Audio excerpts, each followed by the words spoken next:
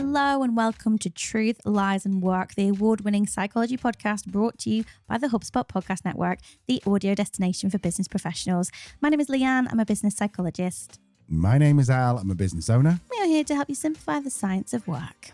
Yep, don't forget Tuesdays, it's Leanne and I. We are just talking about the what's going on in the world of work, and also we have the world-famous weekly workplace surgery. And then Thursdays, we go back to the interview style where we'll bring experts in who are going to tell you all kinds of cool things. But as this is Tuesday, we start every Tuesday episode in the same way. It's my favourite time of the week, and I hope it's yours too. It's time for the news roundup. Al, cue the jingle. Okay, Lee, so what have you got today? ChatGPT. ChatGPT. She continues to be everywhere, doesn't she? She is. I was back in the UK last week, you might have heard, and a friend was telling me how they've actually been using ChatGPT in their job without their boss really knowing, and how their boss has just been a bit mind blown by the work that they've been knocking out recently. So no names, of course. But it turns out this is a bit of a trend. So there's an article in Forbes this week that found a recent report from Microsoft. 52% of workers using AI at work feel hesitant to disclose it, fearing it might make them appear replaceable. Interestingly as well, the report also drew on data from LinkedIn and direct software usage and found a preference among workers to use their own AI tools rather than relying on those provided by their employers, perhaps substandard, I don't know. But it's been dubbed as BYOIA. Oh, I like that. No, BYOAI. Yes, I knew what you meant. BYOAI. I like that. Microsoft have come up with that. Basically means that workers are opting for publicly available tools like ChatGPT, which they integrate into their daily workflows and on their own terms. Let's be honest, we all do it. We all use AI tools for whether it be drafting that sales email or perhaps even a podcast show note. Not us. Not us. No. It's efficient, so that is the question. Should we be wary about sharing this with our employers? Is it going to impact our job security, or should organisations in 2024 be of the mind that fostering an environment where AI is seen as a good thing for enhancing productivity, efficiency and supporting innovation? Does it simply return human time to more value-add activities? Our thoughts? Big fan of AI, as you know. Everything we do here has got some kind of AI element in it. And I'm not a big fan of when you say, right, let's go and write an article. And let's go right, do me an article on something, because you've seen on Twitter and X or whatever, people say delve, and AI does use the word delve all the time.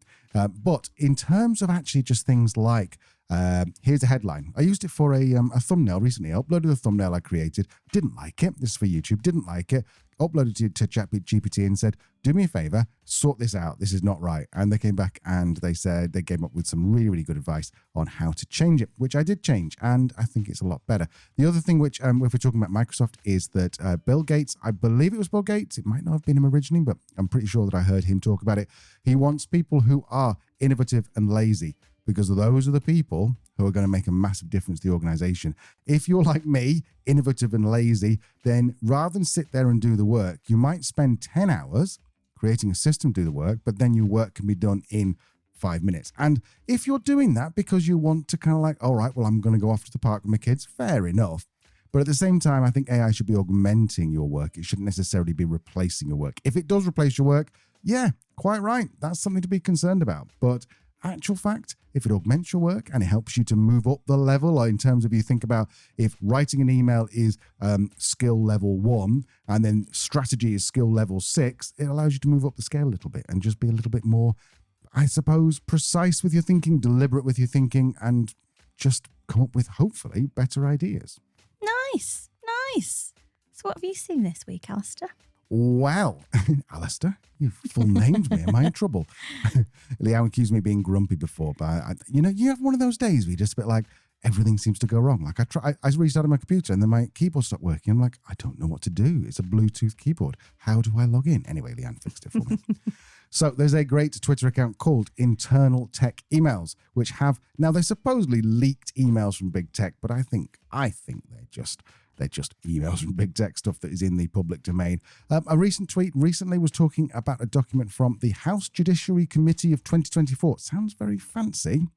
but I'm guessing it was some kind of legal thing where there was some disclosure required, and it was for Amazon. Now, regular listeners will know that Amazon isn't really our favorite place for workplace culture. We think there's a lot of things that could be improved there. One of the things Amazon are really, really good at, though, is creating like systems for doing things. So, for example, I think we've talked before about rather than having a presentation saying this is what the project's going to do, they just create a spreadsheet which says these are the metrics that we will measure. This is what we expect, and then they just do the project and measure it against the metrics. The metrics. That's the word I was thinking of. Thank you. So that was quite interesting. This one is about meetings. Now, there is a big sort of, it's like a thing on Twitter where you say meetings could be emails and emails often could be DMs and DMs often could be just shut the hell up. Just don't even bother me because I'm busy. But this meeting template is very specific about the purpose. So I'm going to read it for you. It's got, and you'll see this in the show notes. You'll be able to see a link to this particular thing. It's only really got sort of like 6 questions it asks. First of all, it says, what's the meeting subject or agenda? Then it talks about the duration of the meeting. That's quite important because a lot of people set a meeting for half an hour and they think they're going to fit the half an hour. And I don't know about you, Lee, but I've tried that before when I've spoken to people and it's been a half an hour meeting on Zoom and I'm done after 12 minutes. And I feel quite rude going, okay, well, I'm done, but yeah, anyway, moving on. And then the third one is critical attendees. So it says who has to be there. And then additional attendees who might want to be there. Fair enough. The fifth one is the context of the meeting. This is where it gets interesting. It's either decision-based, it's to inform, or it's to get input on something. If you're having a meeting that doesn't fall into one of those 3 things, it's not a meeting. It's not a meeting. It's not a meeting. You shouldn't be having it. And the final one is if it is decision-based, so if the previous thing says decision-based, then what is the decision, number 1? Number 2, who needs to make the decision? And number 3, is it a one-way door decision? If yes, why? Just a real quick note about that because that's I think it's a Bezosism, if that's a word, where you've got, it's called a 2-way door or a 1-way door. A 1-way door is when you make a decision and you can only go through it. You can't go back, or you can, but it's really, really painful and expensive to go back. A 2-way decision is where you try something and you can just roll it back if it doesn't work. I thought that was a really good way to structure the meetings and also just a way to constrain them and stop them just turning into just, as my father would say, gas bagging. Yeah. Thoughts, Lee? I like it. Do you know what it comes down to, Al? What? Intention. Yeah. And I think that's really important in everything we do as leaders, as employees, as professionals. Intention. I like that a lot. And I like the thought as well of kind of who's critical, who's not. It gives people permission to go like, oh, do you know what? I'm interested to hear the outcome of that meeting, but I've got more important things to do. So I'll check in. It's smart. I mean, it doesn't surprise me that Amazon come up with as you say, they're very good at processes. I think sometimes they just forget that there are sometimes humans behind those processes. But in that case, I like it. Yes. What else you got, Ling? Anything else you've seen? Yeah, HuffPost. I was looking at this week. They have reported on work perks and what people actually want. We hear lots of ones flying around, don't we, in terms of fancy office complexes, especially in these times. But it was basically a survey from the Open Study College of 2,000 people in the UK. So quite a chunky survey, and uncovered some interesting insights into what people actually see as a valuable work perks, like a benefit. And I'm sorry to tell you, Al, but it does look like Pizza Friday is officially lame. I think we all knew that. Yeah. I mean, the standout preference among employees, maybe it'll be a surprise to you, maybe it won't. But the standout preference was for flexible and hybrid working arrangements. A study from Chicago University also supports this preference and indicated that employees who engage in hybrid work report high levels of happiness, reduced burnout, and increased energy, largely due to decreased commuting times. So there you go. Other perks that seem to do quite well was a robust pension scheme, opportunities for training and development, and early finishes on a Friday. And not to mention extended maternity and paternity leave. And then others were discounts for local activities and dinings. The ones that used to be quite popular, maybe 5-10 years ago, office parties, desk beers, pizza Fridays, even pet-friendly offices are losing their appeal. So it seems as though the tide has turned, or perhaps the tide has matured, and people are looking for perks that actually enhance their life and work satisfaction. Interesting, I thought. What do you think, Al? Yeah, totally agree. I mean, that makes perfect sense. Everyone, this whole RTO mandate, return to office mandate, just seems a little bit weird and perhaps a little power hungry for some people. I don't really understand what this, especially people like Zoom, who basically they've made their money during the flexible work thing, and now they're going, everyone has to come back to the office. I mean, to be fair, some of these stories are reported very much as a kind of, if in the UK, you'll know what I mean, a Daily Mail style headline where it's just taking the worst of it and it's not really telling the full story. But yeah, well, I mean, in terms of telling a bit more of that story, then the survey did also highlight another trend amongst job seekers, and I think you'll like this one. Apparently, scrutinizing company culture either through social media or speaking to existing employees before making employment decisions is now a common practice. Well, we've all known this about the younger generation, that how people do things is very, very important to them, and also a brand, whether it be whether you're buying something, whether you're taking a job, the brand is really, really important. And they find that they take someone like me, Gen Xer, we'd be like, okay, how much do we get paid? Where do we have to work? Is it a good job? And then, millennials, Gen Z, very much looking and saying, well, yes, but is it a good brand? Is it a good company? Are they doing good things in the world? Absolutely. So yeah, the advice that was summed up in that article from the CEO of Open Study College, Samantha Rutter Bryant, if you're interested. Love those names. Yeah, another good name. That basically recommended that organisations need to tailor their benefits, they need to make sure people engage with them, and they need to undertake ongoing employee engagement surveys to actually be able to show off the awesome things about their workplace culture. Sounds familiar? Call me crazy. Yeah, and I think the tide is probably turning from when it was the power was definitely in the recruitees' hands, and now it's maybe becoming a bit parity now. But still, if you want to get good people, then you need to give them what they want, and this is what's so important. One of the reasons I come from a marketing background, Leanne obviously is the expert in workplace culture, but there's so many parallels of just saying, find out what they want and give it to them, and you're going to get happy customers and happy employees. So anyway, there you go. That is This Week in Work. That is this week's news roundup. If you see an article that you think that we should be reporting on or commenting on, get in touch. Just drop us a line. Let us know and we'll include it in next week. The links are in the show notes, or just search LinkedIn for Truth, Lies and Work and you'll find one of us. Yeah, so before we move on to the workplace surgery this week, I saw something over the weekend that I thought was worthy of a little chatter, a little chit-chat, Al. Yes, let's go for it. Football fans, soccer fans for our American audiences, will know it has been a pretty big weekend for the Premier League. The season came to an end.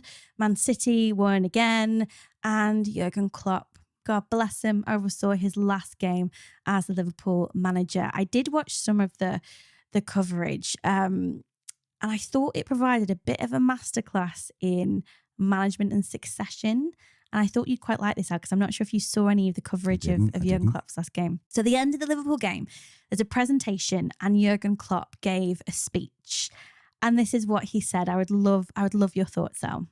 I have paraphrased this slightly because Jurgen Klopp, if you don't know, is German. English is his second language. So I've changed some of it just to make sure you understand through the medium of audio only, and shortened it a little bit because, we haven't got 10 minutes. So what Jurgen Klopp said is, it doesn't feel like an end, it just feels like the start. I saw a football team today full of talent, youth, creativity, desire and greed. That's one part of development. That's what you need. Over the last few weeks, I've gotten too much attention. It feels really uncomfortable. But in this time, I realized a lot of things. People told me I turned them from doubters to believers. That's not true. Believing is an active act and you have to do it for yourself. I just said we have to. You did it. That's a big difference. Nobody is telling you to stop believing. This club is in a better moment than ever. We have this wonderful stadium, this wonderful training centre, and we have you, the fans, the superpower of world football. We decide if we are worried or excited. We decide if we believe or not. We decide if we trust or don't trust. And from today, I am one of you and I keep believing. Change is good. You just never know what to expect. But if you go with the right attitude, then everything will be fine. Imagine the next season starts and you are not waiting. No, you go full throttle into it. You welcome the new manager like you welcome me. You go all in from the first day. When it's hard, you keep believing. You push for the team. You don't wait for the goal. Be on your feet before we start. Because I am one of you now. On my jumper, it says, "Thank you, love, and I will never walk alone again. Thank you for that. You are the best people in the world." Oh, wow. That was incredible. Now, what I loved about this so much, bearing in mind that this guy is so iconic in terms of, I think, world football, world soccer right now. But in terms of Liverpool, he'll go down in like the history books with Shankly and Dalglish. Like, he is major in terms of Liverpool. For a man to say that he wants to take a break because he's basically burnt out, that he's not retiring, he's just decided that his job at Liverpool Football Club is done, and to say and actually start a chant for the incoming manager, and to say, you know, I am passing the baton on, and I'm relying on you to make this transition as successful as it can be. And I just thought, what a wonderful sentiment in terms of any outgoing incoming manager. And how to manage that transition and that succession. I thought it was very cool. And actually, there was a few different masterclasses over the coverage. We also heard from the Man City manager and his healthy rivalry and competition with Jurgen Klopp and what that now means potentially for City. I just thought it was brilliant, and I thought I'd share it a little self-indulgently as a Liverpool fan, of course. But I also thought, what a really nice message. How much more effective would your organisation be if you considered this kind of passing of the baton, this transition when you have an incoming and outgoing employee, especially in terms of new manager roles? What do you think, Al? He's always been a masterclass, it seems. I mean, I'm not really into football. I like watching it, but I don't really follow it like Leanne does. But he seemed a masterclass in managerial skill from day one. You see that I've seen quite a few clips, particularly I watched the Beckham documentary recently, and the manager there, Alex Ferguson, he seemed to get very, very angry when players missed opportunities. Whereas if you watch Klopp, when someone misses an opportunity, he gives a massive grin, claps, and then sits back down. And I think it's just does that not just tell you everything you need to know about the man and the culture that he's built there?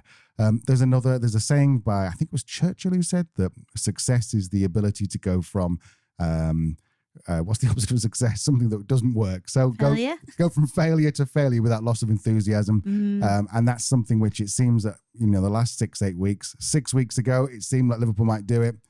Now, obviously they haven't, but no loss of enthusiasm and just love for the next person. And I think that this is fantastic. And it's a great, even if you're not into sports, it's a brilliant way to look at someone who's an excellent manager, who's built a great culture. And as you said, will now be, people will tell stories about him. They really will. And if you are interested, I would also recommend looking at Pep Guardiola's press conference. There's some telling signs in that, in terms of, I'm seeing burnout, I'm seeing a lack of purpose and meaning in one's role, and I'm seeing the loss of a you know how you have like that mate in work that just makes it worth it. I think he's just lost his mate. Oh, I'd go back. It's interesting. It's worth breaking down. I'm sure some clever people on TikTok already are. I'm sure they are. So we're going to take a very short break, and then we'll be back with the weekly workplace surgery. Welcome back. I don't know whether this is the bit that you've been waiting for, or whether this is the bit you just turn off at. Let us know. I'll be interested. If you've never heard this segment before, essentially I've got 3 questions that I'm going to put to Leanne, written by, could be a manager, could be an employee, could be a leader, and Leanne's not seen these before. So I'm going to basically throw them at Leanne, and she's going to try and catch them and give you a coherent response, which so far she has. So with some heavy editing, I believe you said in last week's episode or something. To be fair, I don't edit what you say. It's just that because you're an introvert, you do like to think about things. So often I ask the question, and then there's about a 30-second gap where I just have to cut that out. Let's start with question number 1. Are you ready? Yes.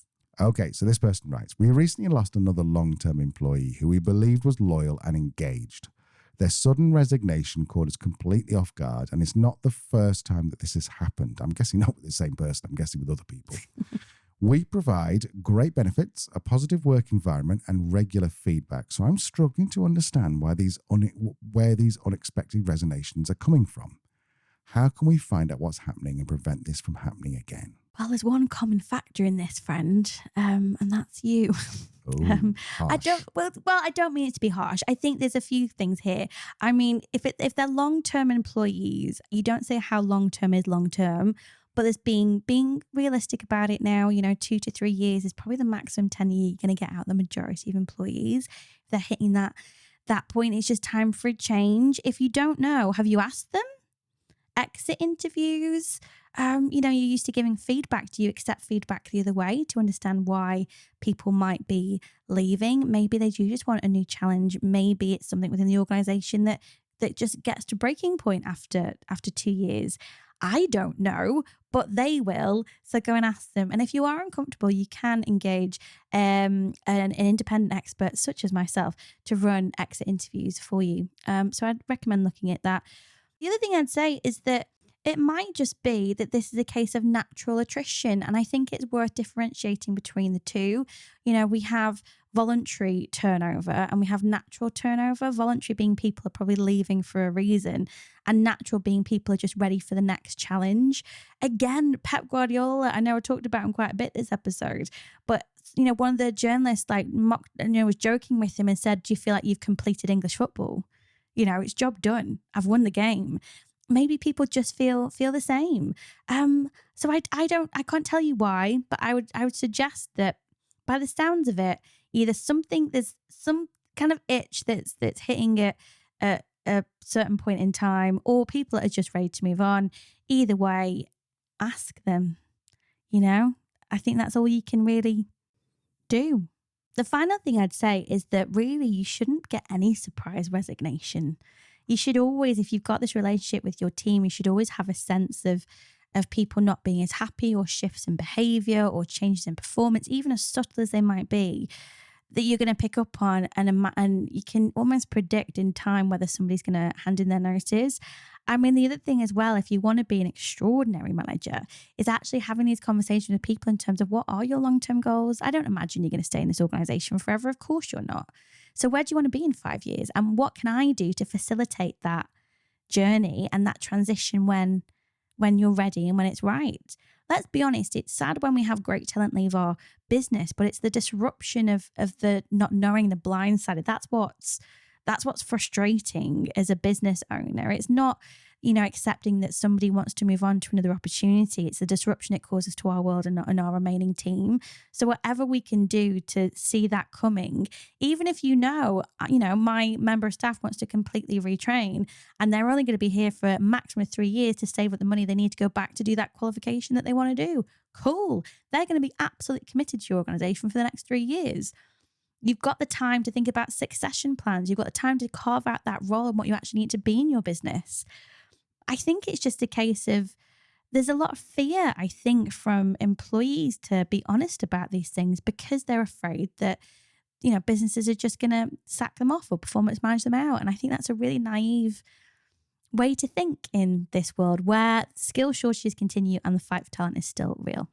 Totally agree with that. I think it's Virgin who says something. Now I'm going to butcher this, but it's something like train them to leave, love them so they stay, or something like that. Does it mean anything to you, Leanne? Yeah, train them so they can leave, treat them so they don't want to, or something like that. You're making it about yourself, and then don't want to be unkind, but you're making it about yourself, and you're saying, how can I'm devastated, all these people. Well, yeah, all right. If you start to see a trend from the answers you're getting and get someone else to do it, you sound too much into it. Go and find someone else to ask these questions. And so they can be honest and then feed back to you. And it actually literally might be you. It might be that people are leaving you, which is going to be hard to hear, but that's your problem. So then you know what to fix. Are you ready for the next question? Yes. Okay. Now this one is anonymous and I think you'll see why. I have a little bit of an embarrassing confession to make. This is going to make headlines. I've never had one like this before. I've heard a lot about employee engagement and I know it's supposed to be important, but I honestly don't really understand what it is or what impact it has on business. Everyone keeps mentioning it in meetings and discussions, but I feel lost whenever it comes up. Can you explain what it is explain it like I'm 5 and why it's so crucial? I really want to understand it, but it just feels a bit like some kind of corporate speak at this point. Yeah, it's a bit corporate speak, I guess, employee engagement. It's actually a psychological term rather than a corporate term. It basically means how much people give a monkeys about your business and how much they want to be there. So employee engagement this is how it works, right? Predictive model of employee engagement, which basically means it's like a funnel, right? So whatever we put in, we're going to get back out. But we need to put effort in the top in terms of sales or marketing to get the lovely engaged leads coming out. Is that right, Al? Am I using a fair analogy here? Yeah. Don't know sales. No, that works. That's a funnel. Yep. Yeah, that works. So we need to put some kind of effort into engaging people, into bringing people into our world, into our organization. And there's various things that we can do to encourage that. And typically that's things like giving people meaningful work, making sure relationships in the organization are great, making sure communication is clear, making sure people have great roles, that they're treated fairly, they're compensated fairly, making sure they have all the tools and resources they need to do their job. And if we get those things right, then it basically means that people will think positively about our business and feel positively about our business. So they like it, basically. And when they think and feel in a positive way, they behave in a positive way. They will engage in behaviors or enact behaviors that are going to be desirable within the organization, such as extra role effort, going the extra mile, such as advocating for your organization, which can be simple as getting a friend to use their services or advising a friend they should come and work for your organization. It could be organizational commitment. So then they're going to stay with the organization for a longer period of time. In fact, it's thought that only about 40% of people are actually engaged in their work. So actually enjoy their job and willing to invest energy in their job to deliver positive results for their business.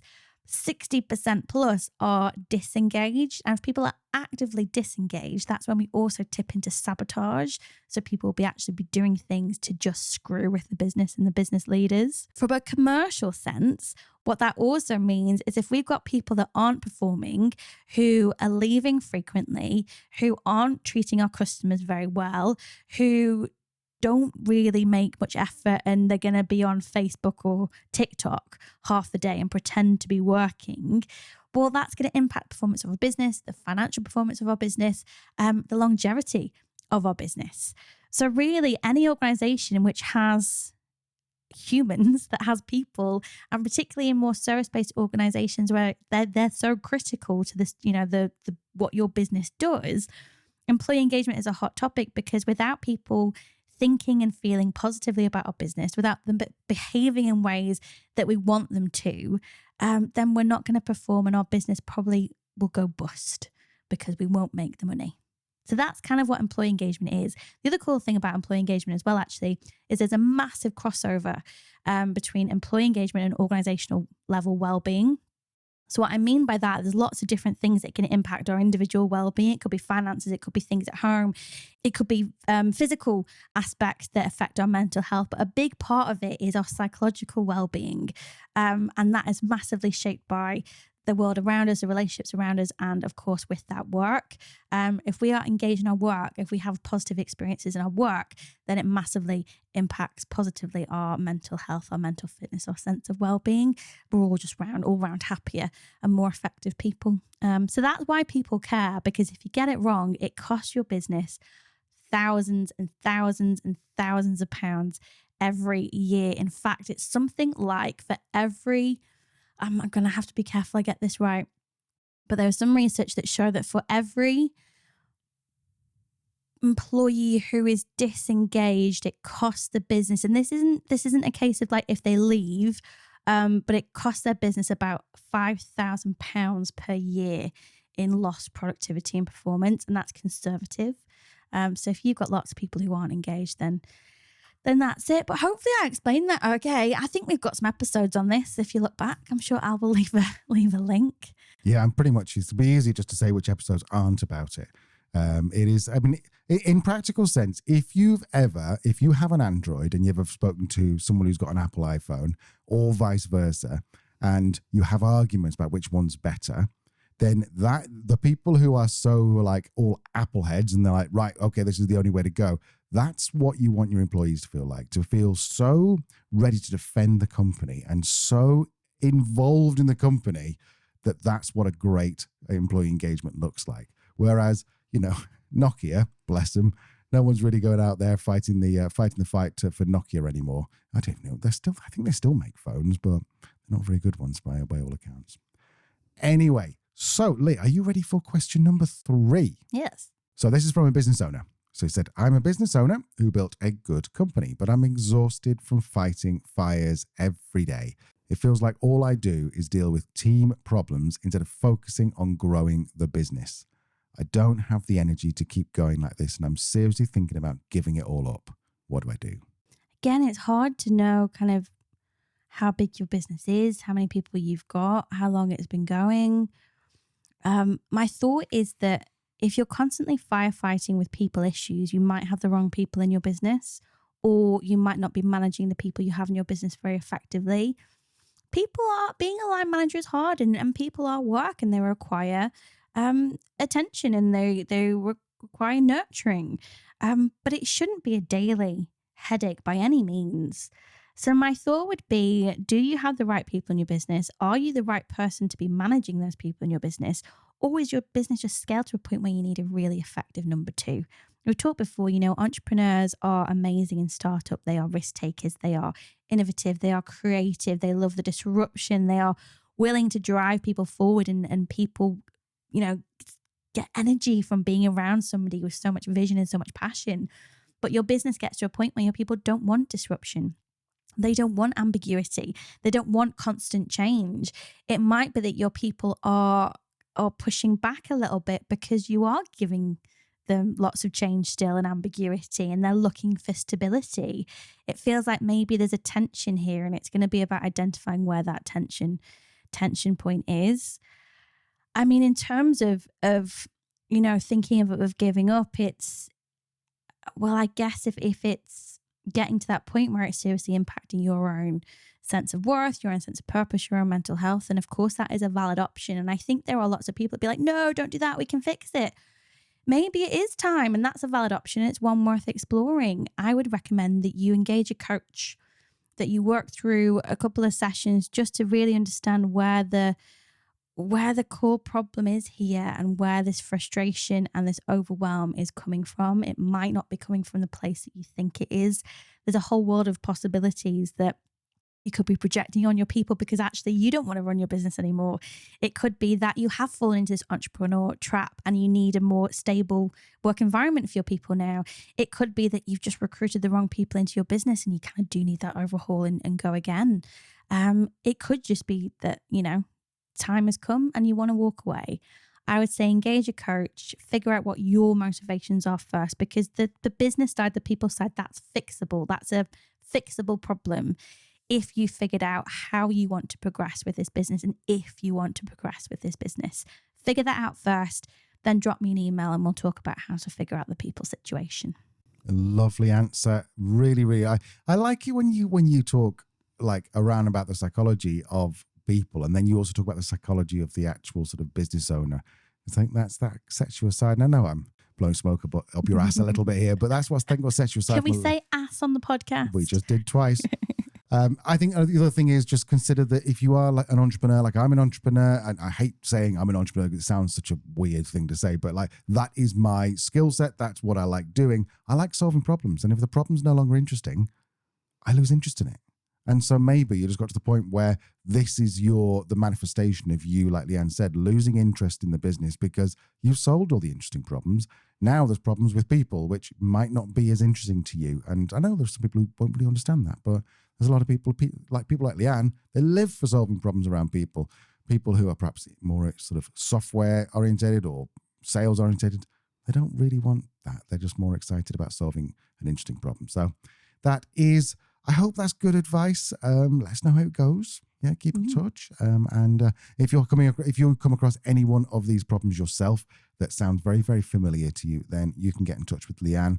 I believe, am I going to drop you in it by saying you give everyone not everyone, but you give people who are potential clients half an hour free on Zoom or something? I do. I absolutely do. I think I also put a link in the show notes each week where you can book direct in. So there you go. Jump on the show notes and you can book half an hour in with Leanne, and just basically tell her all your problems and she'll make them go away. Well, she won't, but she'll tell you how to make them go away. Lee, I think that is the end of the episode. Anything you've got to add or you want to add? No, I don't think so. We're going to get some more questions on for you soon because I liked it when you answered a question. I thought you gave a really, really good response, some good advice. Oh, thank you. Well, I tell you what, next week then maybe I'll do 2 questions for you and you do 1 for me. Okay. And then if you think that if you'd rather have Leanne, then go on to the show notes and just click the links and tell us that you don't want to hear from me because you're not here from me. Okay, so if you've enjoyed this, then there is a way to say thank you. And that is to click on the subscribe button and to also leave us a review.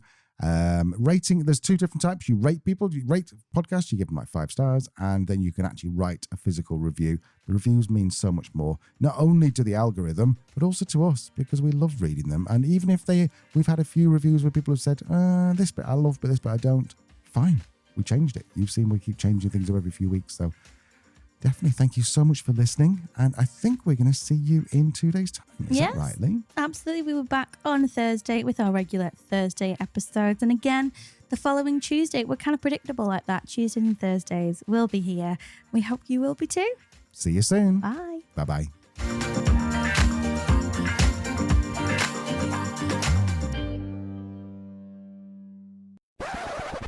We do all this for free. Don't get the violins out yet. It's not entirely true.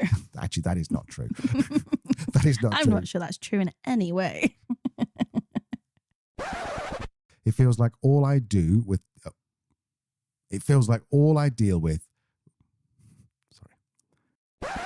60% of people are. That's not right.